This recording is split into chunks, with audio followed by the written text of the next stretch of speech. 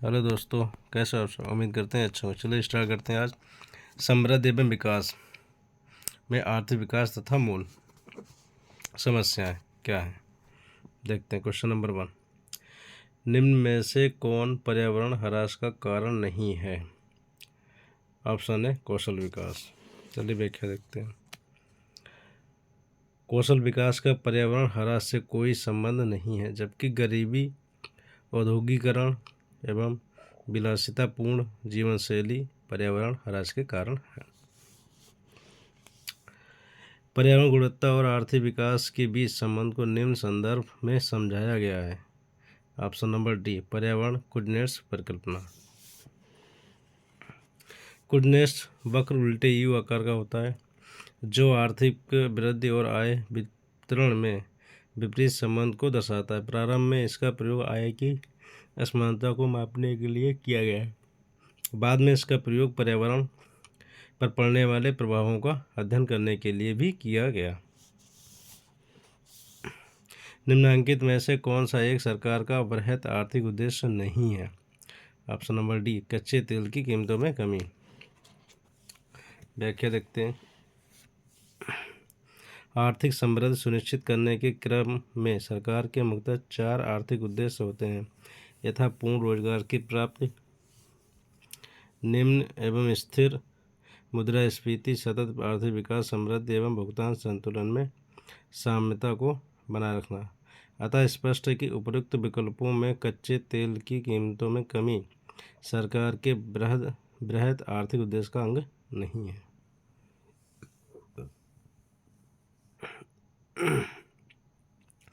Question number 4, निम्नलिखित में से कौन गैर आर्थिक सामान है?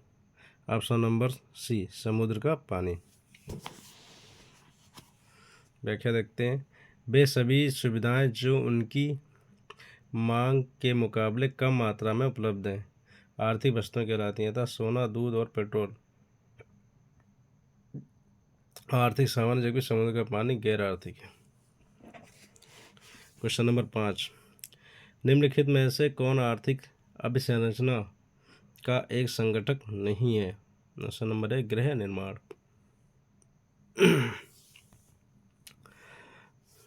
व्याख्या देखते हैं। आर्थिक सामाजिक अभिसंरचना के प्रमुख संगठक निम्न है। Number A, option number A, आर्थिक अभिसंरचना में ऊर्जा, विद्युत, परिवहन, संचार, बैंकिंग, वित्त एवं बीमा तथा विज्ञान एवं प्रौद्योगिकी है। सामाजिक उपरिव्यय तथा सामाजिक अभिसंरचना, स्वास्थ्य, सफाई, शिक्षण एवं आवास। स्पष्ट है कि गृह निर्माण आर्थिक अभिसंरचना का संगठक नहीं अपितु सामाजिक अभिसंरचना का संगठक है।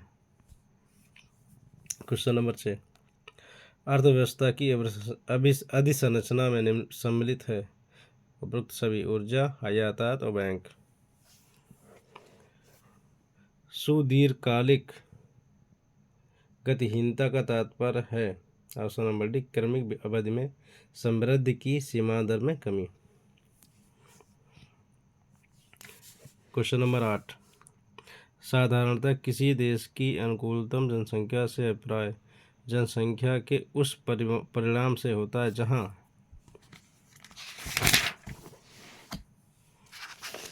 ऑप्शन नंबर ए, प्रति व्यक्ति अधिकतम उत्पादन प्राप्त होता है।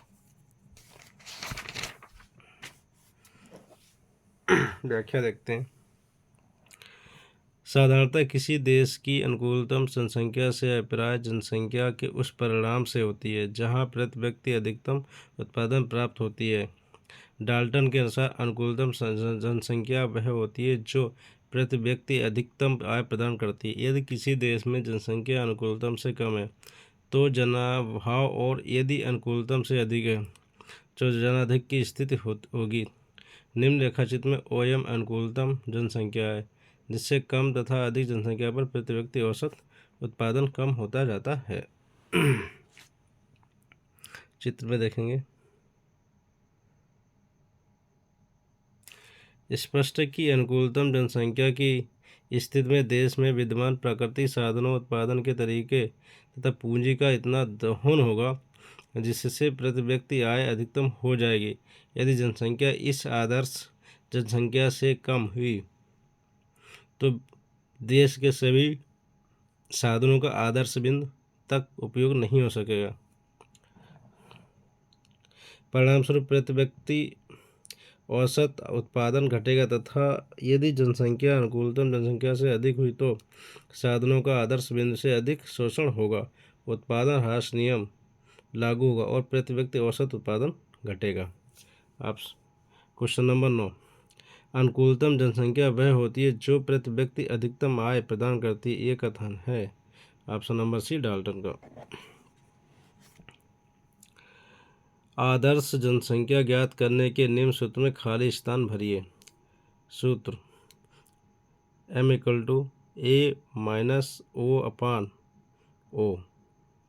ऑप्शन नंबर है ओ आएगा।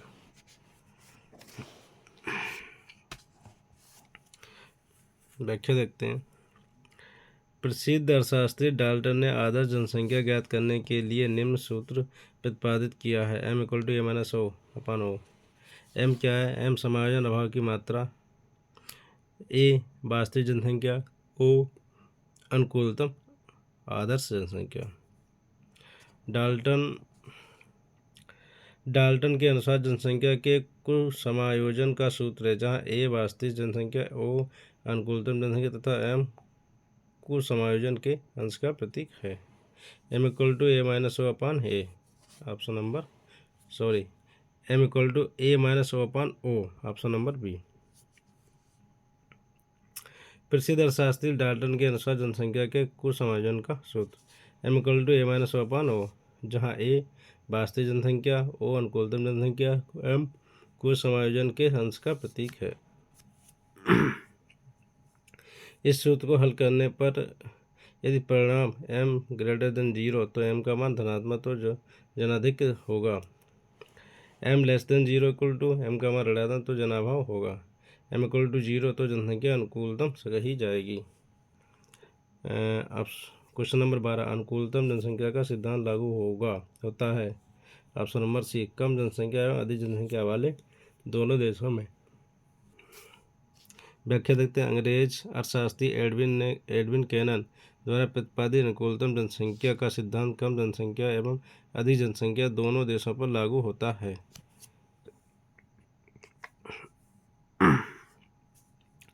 कैनन के अनुसार किसी देश की वे विशेष जनसंख्या जो अधिकतम प्रति व्यक्ति आय संभव कर सके अनुकूलतम जनसंख्या है।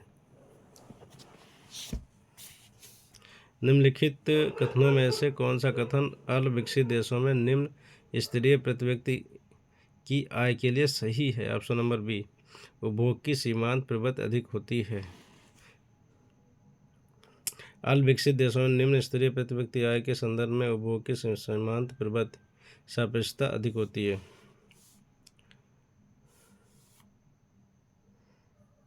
क्वेश्चन देख लीजिए, समझ लीजिएगा।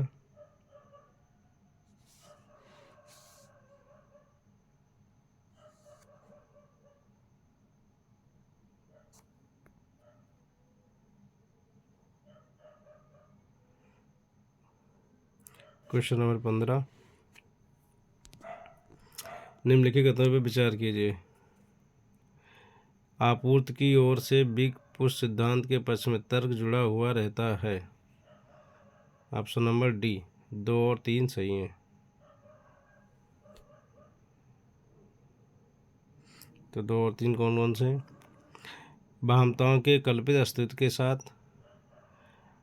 अविभाज्यताओं के कल्पित अस्तित्व के साथ। व्याख्या देखते हैं।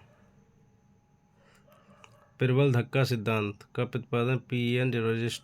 रोडान ने किया जो संतुलित विकास प्रत्यागम का मूल रूप है। इस सिद्धांत में रोडान ने मांग तथा आपूर्ति पक्ष पर 3 प्रकार की अविभाज्यताओं तथा बहुमताओं मितव्यताओं का उल्लेख किया। ऑप्शन नंबर 1, उत्पादन फल में अविभाज्यताएं, नंबर 2 मांग की अविभाज्यता, नंबर 3 बचत की पूर्ति में अविभाज्यता। रोडान के बिग पुश सिद्धांत में बाजार के छोटे आकार तथा जनसंख्या की ऊंची वृद्धि के कल्पित अस्तित्व का तर्क आपूर्ति पक्ष से जुड़ा हुआ नहीं है। क्वेश्चन नंबर 16, जनसंख्या संक्रमण सिद्धांत के अनुसार जनसंख्या की वृद्धि दर समस्या उत्पन्न नहीं करती। ऑप्शन नंबर बी, प्रथम एवं तृतीय अवस्थाओं में।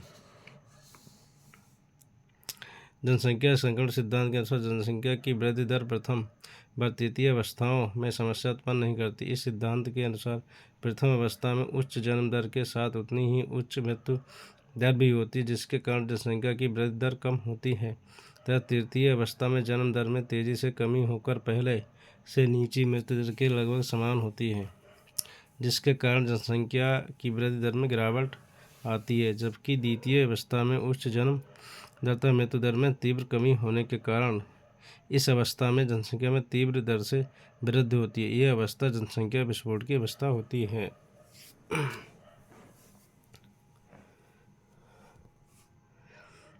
अन्य महत्वपूर्ण तथ्य। जनसंख्या संक्रमण के सिद्धांत का प्रतिपादन वर्ष 1929 में W.M.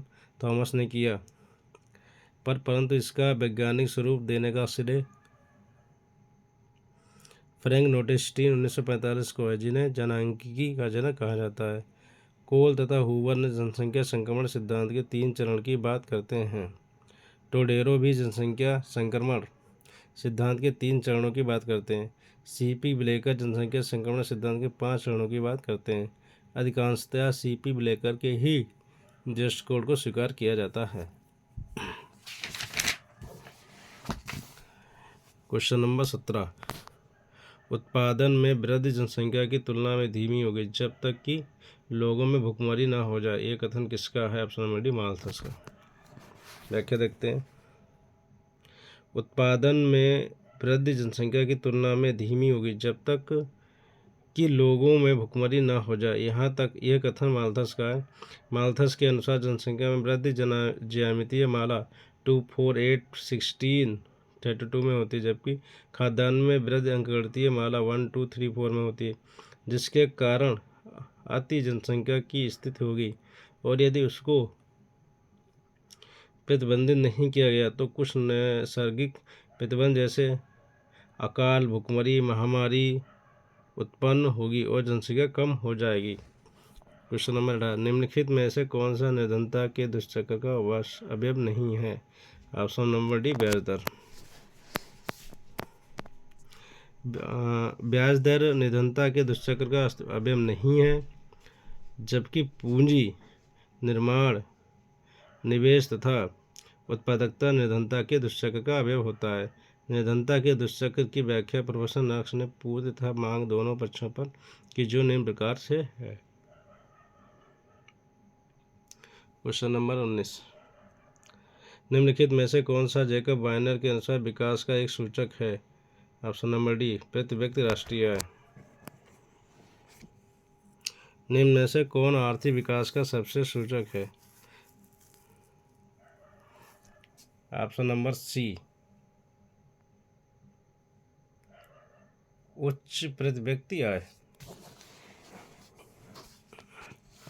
व्याख्या देते हैं। यदि किसी देश के आर्थिक विकास की बात की जाए तो प्रति व्यक्ति आकलन उस देश के वास्तविक आर्थिक विकास की सही तस्वीर प्रस्तुत करता है, क्योंकि यह जनसंख्या के सापेक्ष होता है। अतः स्पष्ट कि उच्च प्रति व्यक्ति आय देश के आर्थिक विकास का सर्वश्रेष्ठ सूचक है।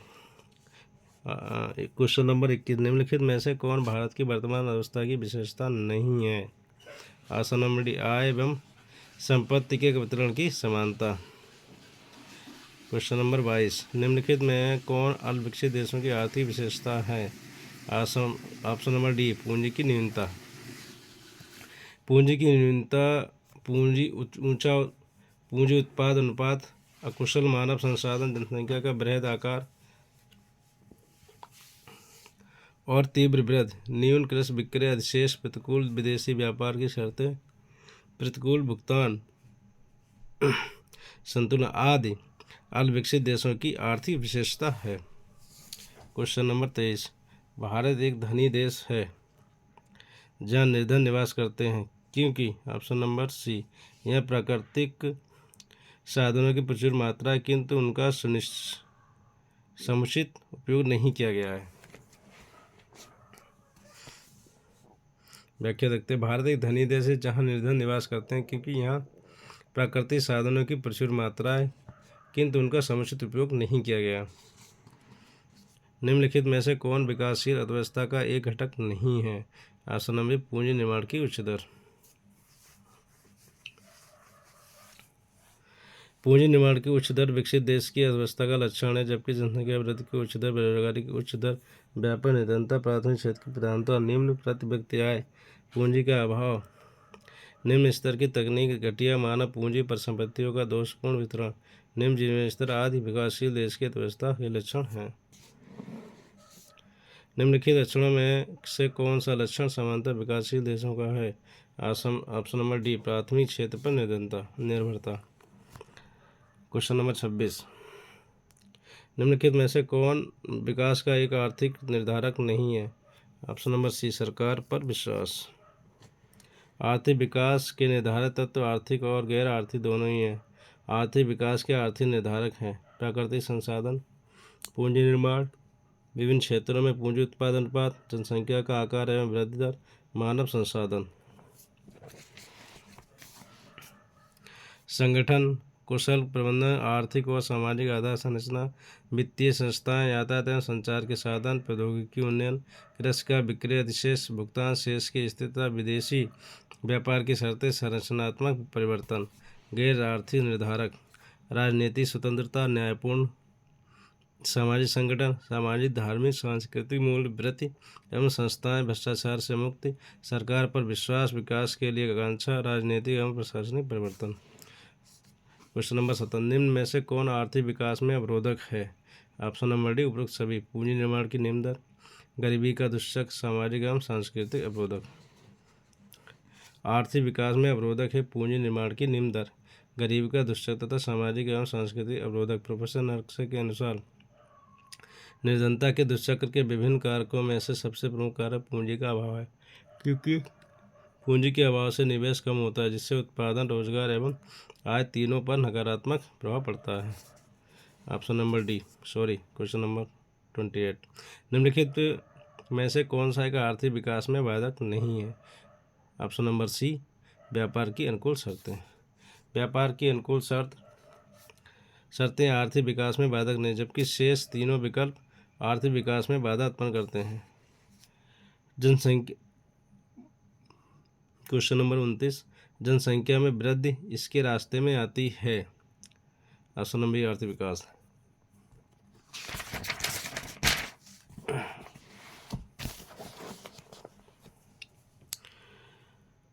तीव्र जनसंख्या वृद्धि आर्थिक विकास में बाधक होती है। जनसंख्या जब तेजी से बढ़ती है तो बहुत सारे साधन जिनका उपयोग विकास कार्यों के लिए किया जा सकता है, उपभोग की वस्तुओं के उत्पादन में लगाने पड़ते हैं। खाद्य पदार्थों, आवास, वस्त्रों आदि की मांग जनसंख्या बढ़ने के साथ साथ बढ़ती है, जिससे पूरा करने के लिए इनका उत्पादन भी बढ़ाना होता है। इस प्रकार जब एक विकासशील देश अनिवार्य आवश्यकता की वस्तुओं का उत्पादन बढ़ाने में उलझ जाता है तो विकास में बाधा आती है। यदि राष्ट्रीय आय में वृद्धि दर की तुलना में जनसंख्या में वृद्धि दर अधिक है तो प्रति व्यक्ति आय में वृद्धि नहीं होगी। ऐसी स्थिति में आय तथा उपभोग के बीच अंतर निरंतर कम होता जाएगा, जिससे बचत कम होगी। परिणाम स्वरूप विनियोग में भी कमी होती जाती है। इस प्रकार जनसंख्या की तीव्र वृद्धि दर पूंजी निर्माण की दर में कमी लाती है, जिसका आर्थिक विकास की दर पर प्रतिकूल प्रभाव पड़ता है। निम्नलिखित में से कौन आर्थिक विकास का बेहतर सूचक है? ऑप्शन नंबर प्रति व्यक्ति राष्ट्रीय आय में वृद्धि। आर्थिक साहित्य में आर्थिक समृद्धि एवं आर्थिक विकास में अंतर किया जाता है। जहां आर्थिक समृद्धि परिमाणात्मक परिवर्तन से संबंधित है, वहीं आर्थिक विकास परिमाणात्मक तथा गुणात्मक दोनों प्रकार के परिवर्तनों से संबंधित है। सामान्यतया यदि सकल राष्ट्रीय उत्पाद, सकल घरेलू उत्पाद तथा प्रति व्यक्ति आय में वृद्धि आर्थिक समृद्धि की सूचक होती है। आर्थिक विकास की संकल्पना आर्थिक समृद्धि की धारणा से अधिक व्यापक है। आर्थिक समृद्धि उत्पादन की वजह से संबंधित है, जबकि आर्थिक विकास सामाजिक, सांस्कृतिक, आर्थिक सभी परिवर्तनों से संबंधित है। अतः जहां आर्थिक विकास का बेहतर सूचक या मापक प्रति व्यक्ति आय में वृद्धि है, वहीं आर्थिक विकास का बेहतर सूचक प्रति व्यक्ति वास्तविक आय या प्रति व्यक्ति राष्ट्रीय आय में वृद्धि को माना जाता है।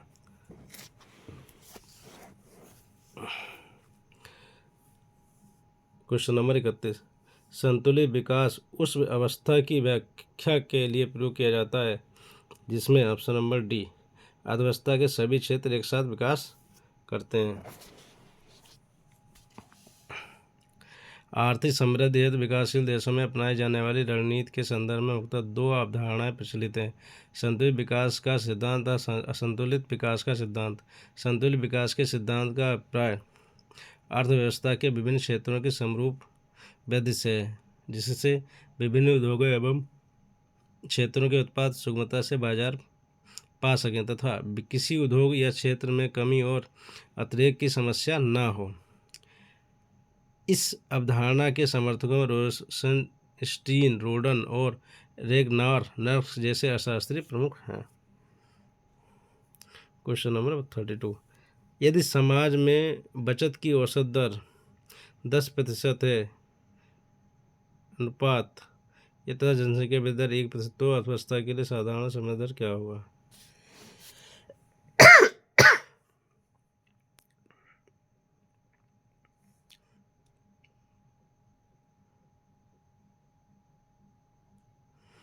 ऑप्शन नंबर 33, क्वेश्चन नंबर 33, आर्थिक विकास को निर्धारित करने वाले तत्वों को कितने वर्गों में बांटा जा सकता है?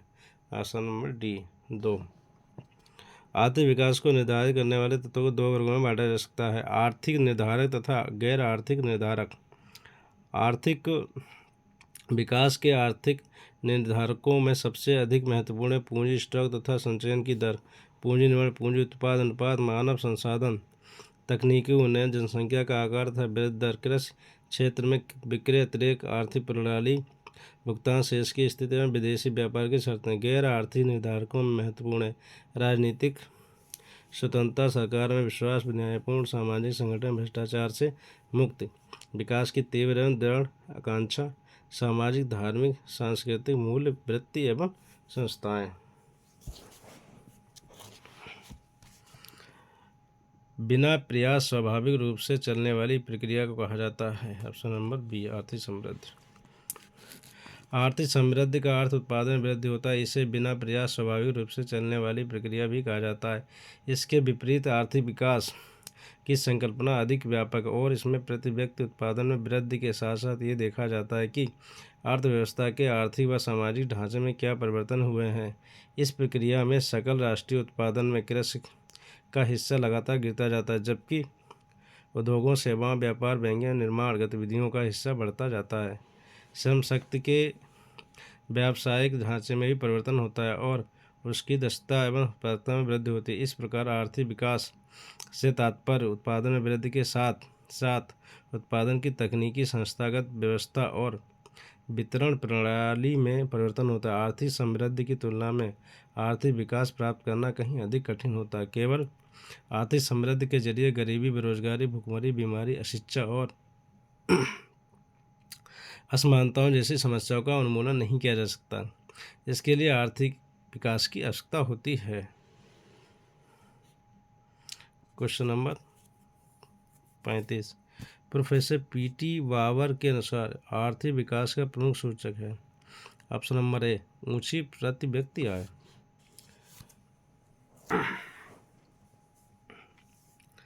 प्रोफेसर पीटी वावर के अनुसार आर्थिक विकास का प्रमुख सूचक ऊंची प्रति व्यक्ति आय है। उनके अनुसार आर्थिक विकास के लिए प्रति व्यक्ति वास्तविक आय में वृद्धि की दर जनसंख्या में वृद्धि की दर से अधिक होनी चाहिए। क्वेश्चन नंबर 36, मानव पूंजी में विनियोग का संबंध है। ऑप्शन नंबर डी उपरोक्त सभी। शिक्षा पर वे, प्रशिक्षण पर वे, स्वास्थ्य सेवा पर वे। अर्थव्यवस्था में पूंजी स्टॉक की वृद्धि पर्याप्त सीमा तक मानव पूंजी निर्माण पर निर्भर करती है। मानव पूंजी निर्माण का तात्पर्य देश के सब लोगों के ज्ञान, कुशलता एवं क्षमताओं में वृद्धि से होता है। एडम स्मिथ तथा वेबलन आदि शास्त्री भी उत्पादन में मानव पूंजी के महत्व पर बल देते थे। यदि अल्प विकसित देशों की अर्थव्यवस्थाएं शिक्षा, ज्ञान एवं तकनीकी ज्ञान का प्रसार नहीं करती और लोगों की कुशलता तथा शारीरिक दक्षता का स्तर नहीं बढ़ाती तो भौतिक पूंजी की उत्पादकता घट जाती है।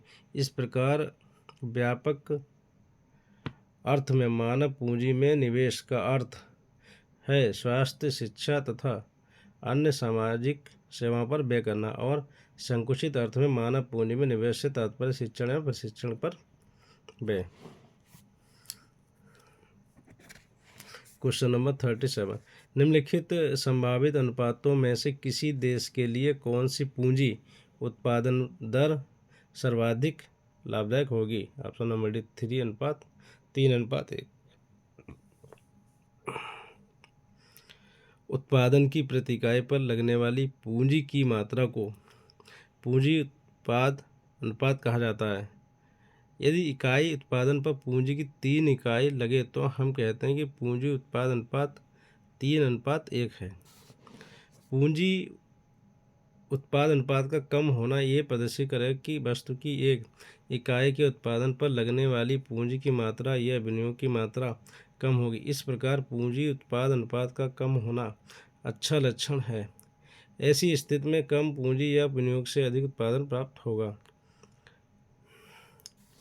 अन्य महत्वपूर्ण तथ्य क्या है देख लीजिए। किसी वर्ष में अर्थव्यवस्था में पूंजी की कुल मात्रा तथा उस वर्ष के कुल उत्पादन के बीच अनुपात को सकल पूंजी अनुपात उत्पाद अनुपात कहा जाता है। उत्पाद पूंजी अनुपात का बढ़ना स्वस्थ लक्षण होता है। यह अनुपात पूंजी की उत्पादकता प्रदर्शित करता है। यह प्रति इकाई पूंजी पर कितना उत्पादन प्राप्त होगा। उत्पाद पूंजी अनुपात पूंजी उत्पाद अनुपात का व्युत्क्रम होता है। वर्तमान पूंजी उत्पाद अनुपात पूंजी की मात्रा में वृद्धि तथा उत्पाद की मात्रा में वृद्धि के बीच अनुपात प्रदर्शित करता है।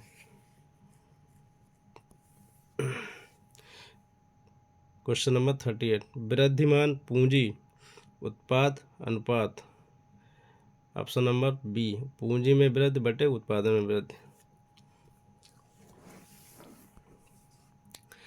वृद्धिमान पूंजी उत्पाद अनुपात पूंजी की मात्रा में वृद्धि तथा उत्पादन की मात्रा में वृद्धि के बीच अनुपात प्रदर्शित करता है। ICOR = पूंजी में वृद्धि बटे उत्पादन में वृद्धि।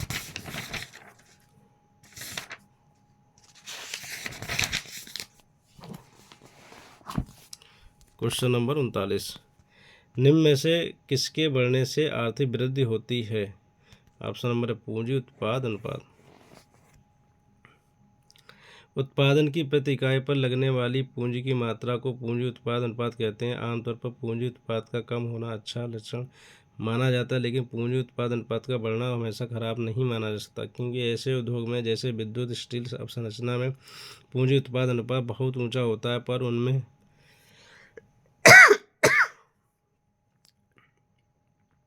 वर्तमान में उत्पादन भले ही कम हो, पर निश्चित रूप से ये विनियोग भावी उत्पादन क्षमता में वृद्धि लाएंगे। इसके अलावा पूंजी श्रम अनुपात बचत प्रवृत्ति एवं उपभोग प्रवृत्ति के बढ़ने से आय कम हो जाती है, जिससे आर्थिक वृद्धि प्रभावित होती है।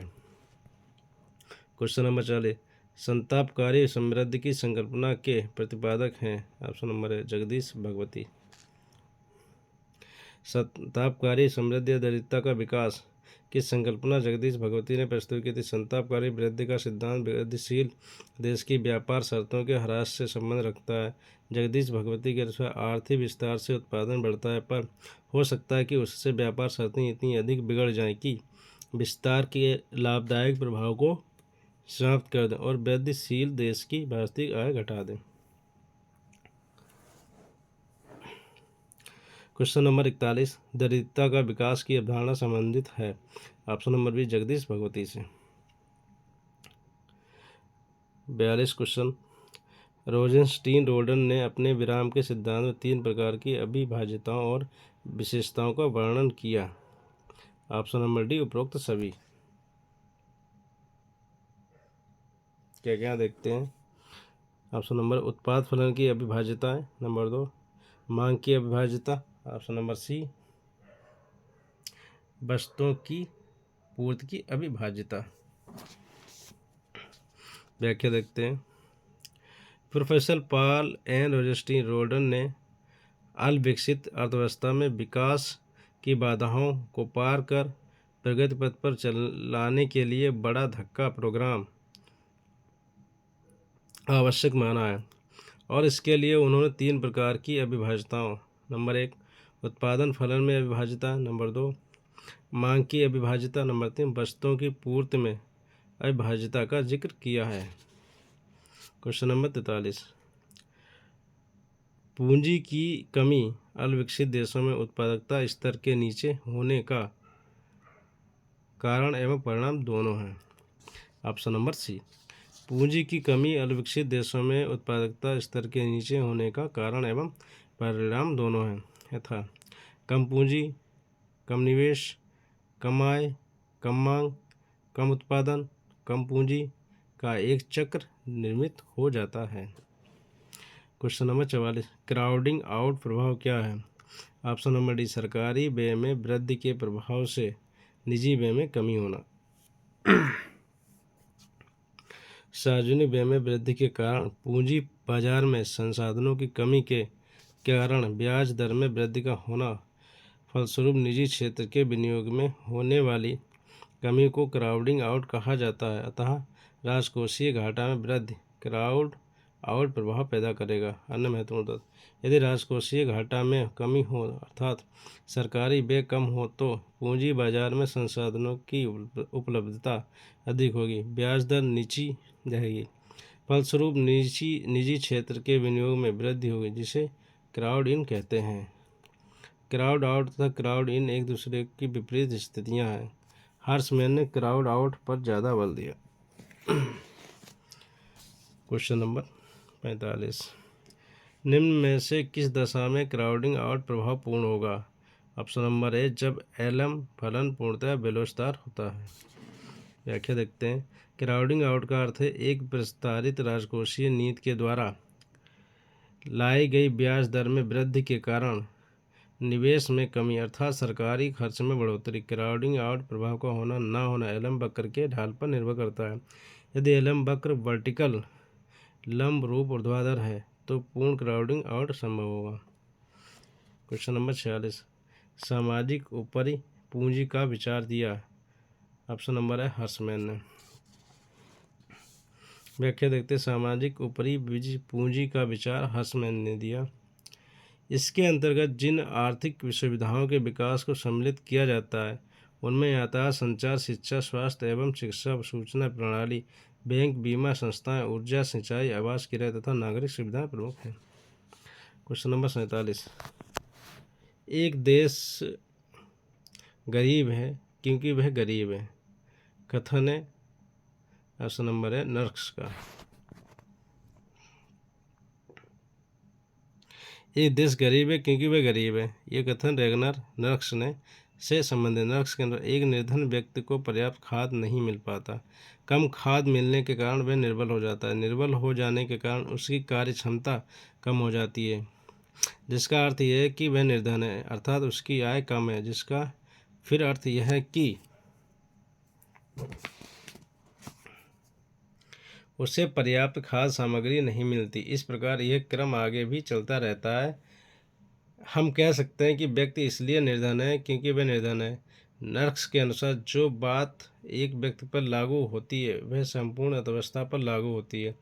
इसलिए कहा जाता है क्योंकि एक देश इसलिए निर्धन है कि वह निर्धन है। क्वेश्चन नंबर 48, एक देश गरीब है क्योंकि वह गरीब है, ये कथन है रेगनर नर्क्स का। Option number D.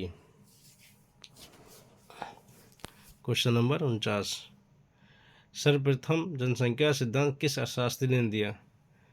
Option number C, Malthus ने। चलिए व्याख्या देखते हैं।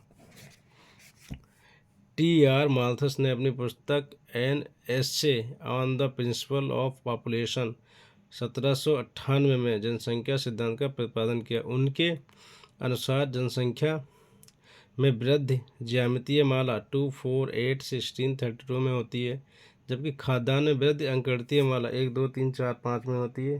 फलस्वरूप अति जनसंख्या की स्थिति होगी और यदि इसको प्रतिबंधित नहीं किया गया तो कुछ नैसर्गिक प्रतिबंध जैसे अकाल, भूखमरी, महामारी उत्पन्न होंगे और जनसंख्या कम हो जाएगी। अन्य महत्वपूर्ण तथ्य क्या है? अनुकूलतम जनसंख्या सिद्धांत का प्रतिपादन हेनरी सिजनिक ने किया। एडविन कैनन ने इसके लिए सर्वप्रथम अनुकूलतम शब्द का प्रयोग किया। अनुकूलतम जनसंख्या वह होगी जिस पर प्रति व्यक्ति राष्ट्रीय आय अधिकतम हो। इस सिद्धांत के अनुसार यदि किसी देश में जनसंख्या अनुकूलतम से कम है तो जनाभाव, और यदि अनुकूलतम से अधिक है तो जनाधिक्य की स्थिति होगी। इसे मापने के लिए डाल्टन ने एक सूत्र दिया जो m=a-o/o, जहाँ a वास्तविक जनसंख्या, o अनुकूलतम जनसंख्या, m समायोजन अभाव की मात्रा।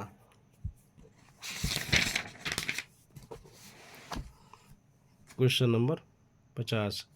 पूंजी आवश्यक तत्व है लेकिन विकास के लिए एकमात्र निर्धारक नहीं। एक कथन किसका है? Option number D, R Nurkse का। व्याख्या देखते हैं।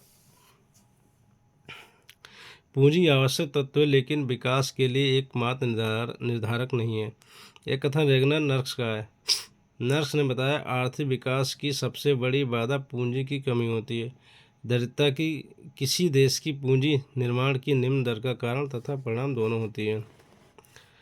महत्वपूर्ण तथ्य: अल्पविकसित देशों में पूंजी निर्माण की वृद्धि में निम्न बाधाएं हैं। बचत एवं निवेश का निम्न स्तर, वित्तीय समस्याएं, प्रदर्शनकारी प्रभाव। हेरोल्ड मॉडल में यदि GA > GW है तो उत्कर्ष दशा प्राप्त होती है। जनसंख्या के गुणात्मक पहलुओं को अपने विश्लेषण में प्राथमिकता मॉरिस डॉब ने दी। रोडान संतुलित समृद्धि का समर्थन करता है, जबकि A.O. हार्समैन, SW singer, A.O. Schumpeter आदि असंतुलित समृद्धि का समर्थन करते हैं। बेकबॉस इफेक्ट की अवधारणा गुना मिल्टन ने दी है। सोलो मॉडल में उत्पादन की वृद्धि दर बचत की वृद्धि दर द्वारा निर्धारित होती है। आज के लिए इतना ही।